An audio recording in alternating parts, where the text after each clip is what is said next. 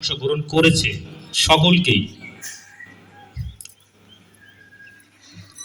প্রতিযোগিতা দিলে সবাই যে দৌড় দিয়ে ফার্স্ট হবে কেউ না, কেউ তো পিছিয়ে পড়বেই, এটাই স্বাভাবিক। যারা পরীক্ষায় অংশগ্রহণ করেছে, যারা বৃত্তি পায়নি, আমরা এখানে যারা আছি আমাদের সকলের পক্ষ থেকে তাদের প্রতি ভালোবাসা রইল। তারা যেন পরবর্তীতে যে কোনো পরীক্ষায় অংশগ্রহণ করে আপনাদের মতো সফলতা অর্জন করতে পারে, এই জন্য তাদের প্রতি আমার ভালোবাসা রইল।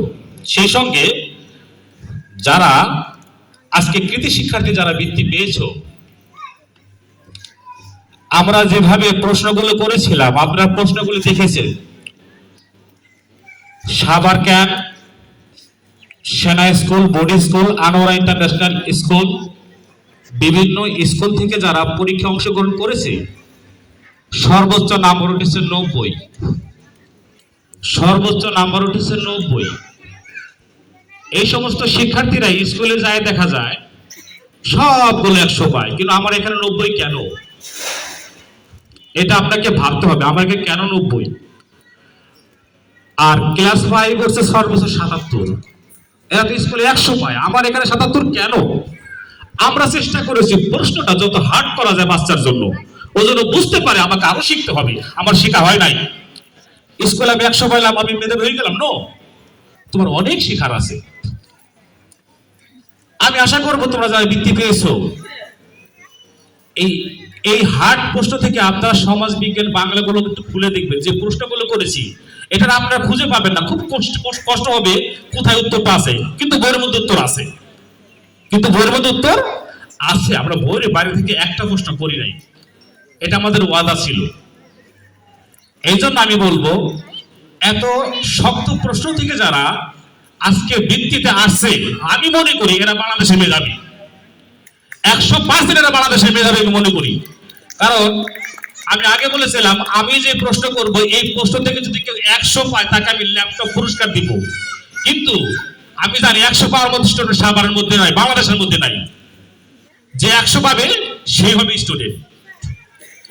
যাই হোক, এদিকে না গেলাম, তারপরও যারা বৃত্তিতে আসছো অবশ্যই তোমরা মেধাবী, সাভারের মধ্যে তোমরা মেধাবী, সাভারের মধ্যে আপনারা সেরা গার্ডিয়ান, সাভারের মধ্যে আপনারা সেরা অভিভাবক, বিধায় আপনাদের বাচ্চারা এত কঠিন প্রশ্ন থেকে বৃত্তি পেয়েছে। এই জন্য আমার পক্ষ থেকে সকলকে আন্তরিক শুভেচ্ছা ও সালাম, আপনাদেরকে আমি স্যালুট জানাই।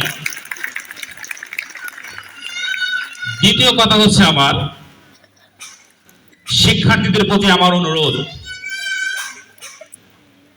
আমি শিক্ষিত শিক্ষার্থী চাই না, আমার মাস্টার্স কমপ্লিট করা লাগবে না, আমি চাই একজন ভালো নেক সন্তান, আমি চাই একজন দায়িত্বশীল একজন শিক্ষার্থী, যে মানুষের সেবা করতে পারবে, যে পিতা মাতার কথা মতো চলতে পারবে। অনেক জায়গায় আপনারা দেখেছেন, বিভিন্ন জায়গায় আমরা দেখি পেপার পত্রিকায় এবং মোবাইলের মধ্যে আমরা দেখি 2 জন ছেলে ডাক্তার, একজন পুলিশ অফিসার, 2 জন বিদেশে থাকে, লক্ষ লক্ষ কোটি কোটি টাকা তাদের, কিন্তু মা পড়ে রয়েছে ব্রিজের নিচে, খাবার তাড়নায়, খাবার নাই। ওই সমস্ত শিক্ষার্থী, ওই সমস্ত শিক্ষা দিয়ে আমরা কি করবো রে ভাই?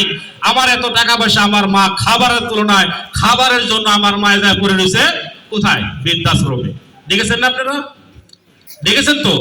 আপনারা আমার যদি কথায় একমত থাকেন আপনারা বলবেন, আপনারা দেখেন নাই, দেখছেন না আপনারা? তাহলে ওই শিক্ষার্থী, ওই শিক্ষা, ওই মাস্টার্স, ওই কমপ্লিট, ওই ডাক্তার দিয়ে আপনি কি করবেন?